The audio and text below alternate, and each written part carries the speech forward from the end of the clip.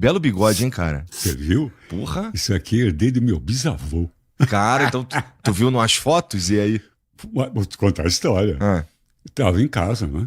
Visitando meus pais, eu já não morava com eles, tinha já essa cara. Quando chegou uma tia-avó minha, tia-avó do meu pai, sei lá, e a irmã do cara que eu vou falar. Tá. E ela ficava olhando muito para mim, olhava muito para mim. Eu achei, o que essa véia tá me encarando, né? Era a primeira vez que eu tinha visto ela. E aí, quando ela foi embora, ela estava indo embora, ela falou assim, preciso falar uma coisa. É impressionante como, falando pro meu pai, como o seu filho mais novo parece seu avô. Ele falou, é mesmo? Então ela falou, eu vou trazer uma foto. Quando ela trouxe a foto, Igor, sou eu, igualzinho, com essa barba, com esse bigode, só que o cara tinha uma barba muito bem cuidada, não tinha um pelinho fora de lugar, tal. Mas eu fiquei impressionado com a semelhança. E aí eu fiquei sabendo, né? Aí fui procurar. Era um advogado carioca, e eu fui saber da vida dele. E aí fiquei sabendo umas coisas da personalidade dele que eu tive certeza. Pô, esse cara era eu mesmo. Lá em casa, meu pai e minha tia, irmã dele, dizem que eu sou a reencarnação do meu avô. Meu pai me chama de Coelho Neto. Minha tia, às vezes, me chama de Coelho Neto também, que era o nome do meu avô. Porque dizem eles que parecem muito. Dizem eles que parecem muito na personalidade também. O meu irmão mais novo tem umas fotos dele criança. Tem umas fotos minha criança que quando ele era menor ele confundia achando que era ele. A gente é também um tanto parecido, cara. Isso é interessante. Tu acredita em reencarnação, Wilson? Não acredito. Tá. Eu tenho certeza. É sério? É? Sim. Isso é interessante, isso dá uma perspectiva legal sobre o que a gente está fazendo aqui. Porque quando a gente pensa que o que a gente está aqui veio e acabou e já era, e valeu, que bom que foi maneira essa viagem, mas acabou, em oposição, a gente pensar que, que a gente é um pedaço da viagem, depois a gente vai para uma outra, são duas formas diferentes de você não só encarar a vida, mas de viver mesmo, né? Especialmente quando você não acredita que existe nada fora do corpo, tem a chance de você ser fatalista, né? Tem a chance de você entrar numa de, cansei, não sei o que eu tô fazendo aqui, não tem nada, não tem razão, não tem nada.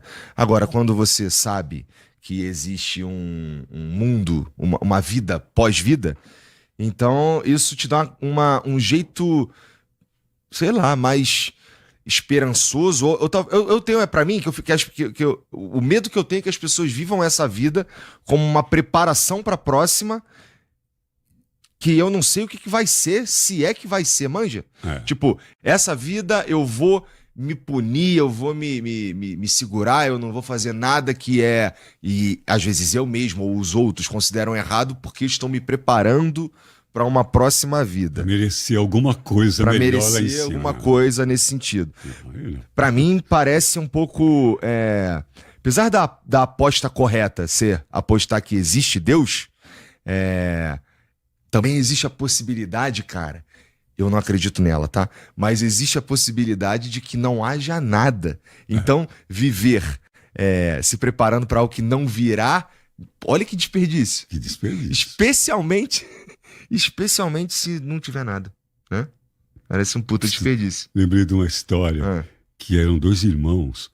Um era devasso, era um hedonista. Ele vivia pelo prazer, sexo, droga, rock and roll, de segunda a segunda. O outro virou um religioso, e aí acabou virando pastor e tudo. E por uma coisa assim, óbvia, o irmão devasso morreu mais cedo, né? E, de repente, anos depois, o pastor morreu. Aí, quando chegou no céu, quando ele entrou, ele começou a escutar uma música que ele não esperava, né? Um tot.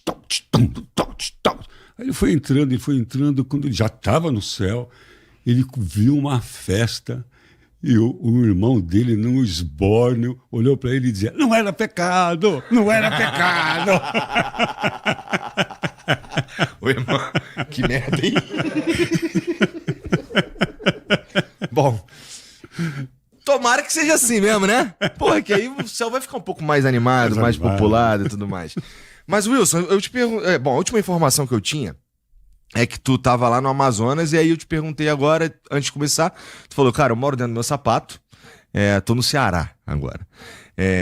O que te leva pra esses lugares? O que você vai fazer no Amazonas, no Ceará? Por que tu não tá aqui em São Paulo, onde é teu consultório, onde você poderia, sei lá, trabalhar mais em paz? Não sei se eu trabalharia mais em paz aqui. Bom, mas enfim, vamos falar uma coisa assim, séria. Depois que eu descobri uma vida com propósito, eu vou para onde eu preciso ir, onde a minha intuição, e para falar com toda simplicidade, assim, aonde Deus me manda ir, assim, sem nenhuma caretice ou nenhum... Eu sou daquele que estaria na festa no céu, né? Mas, assim, quando eu encontrei um propósito e tudo, eu vou viver com propósito.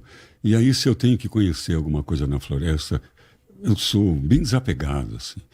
Eu tenho uma companheira que... Eu acho que tem 2 tipos de companheira. Ou de companheiro. Né? O roda presa e a graxa no eixo. A minha mulher é graxa no eixo. Então, tudo que eu invento, ela, bora, vamos...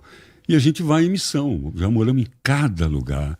Agora, tem uma condição. Eu vou para qualquer lugar em missão, mas eu tenho que me divertir.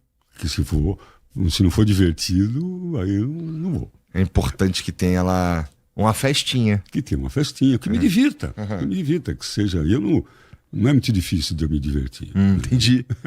Eu pensei que tu foi pro Amazonas, eu entendi, foi uma missão e tal, tu sente isso do teu propósito.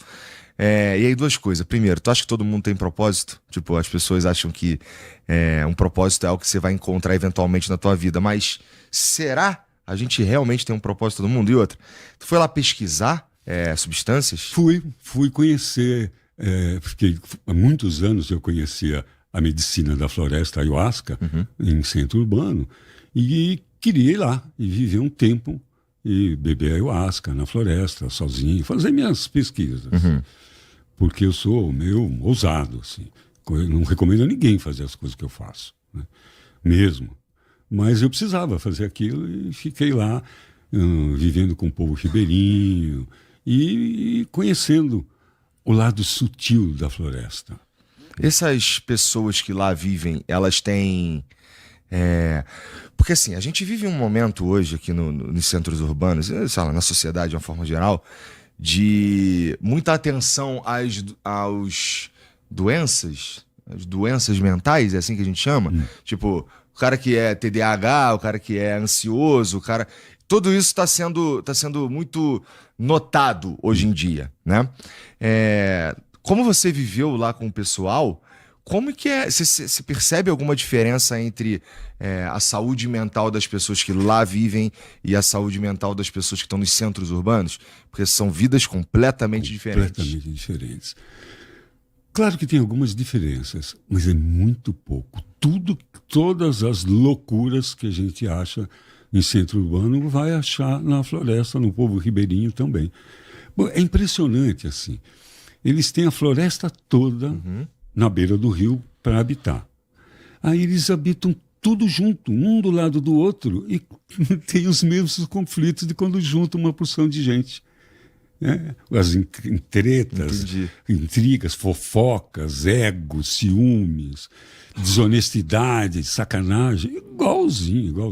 Por outro lado, a gente somos animais que precisam uns dos outros, no fim das contas, Com né? Com certeza, são animal gregário. Pois é, então se eles não vivem, a gente não escolheria viver separado, aparentemente, né? Por isso que a gente se junta e arruma os mesmos problemas. Agora o que a gente precisa, já está na hora, é de aprender a viver junto harmonicamente. E o que está faltando, na tua opinião? Cara, parar de ficar projetando as suas coisas nos outros, ficar vendo suas próprias dificuldades nos outros. O grande problema, acho que de tudo, né, de todos os conflitos, seja pessoal, familiar, social, mundial, é a porra do ego. E é isso, enquanto a gente não trabalhar isso, nós vamos ficar criando conflito em todas as instâncias culturais, geográficas, raciais, porque esse é o grande problema e esse é o meu grande interesse por essas medicinas ou por essas substâncias, que elas acabam obrigando você a trabalhar. Obrigando, acho que não, sugerindo veementemente a você trabalhar com o teu ego, que é a única coisa que interessa. A gente vencer a si mesmo, não ao outro, não ao mercado, não à concorrência. Né? E entendi. Eu acho que é para isso que a gente está aqui. O ego é o que faz, é o que move a gente também, de certa forma, sim, não é, Wilson? Sim. É o ego que faz com que a gente tenha brio, por exemplo. Sim. Né? E esse brio pode ser uma ferramenta, um motor para levar a gente a alcançar o que a gente quer alcançar. Com certeza, né? Isso precisa ficar claro. Isso aí. Porque quando a gente fala do ego, ele coloca essa conotação que parece que ele é o bandido. Uhum. Mas ele é o começo de tudo. Aliás, deixa eu pegar então a ideia que eu entendo como o começo de tudo. Tá.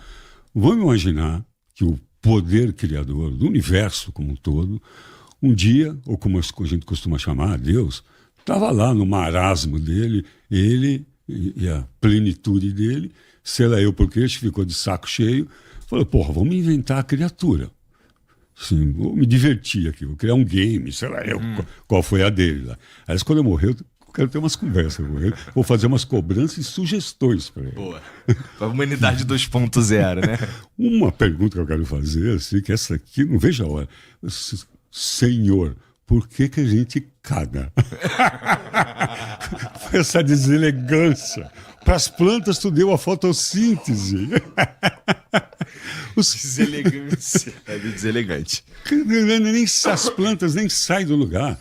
Na floresta tem a São Uma, que é uma gigantesca. É um ser. O cara não tem a menor ideia de escassez aqui. E ela serve um monte de gente. É um bioma. Ela nem sai do lugar.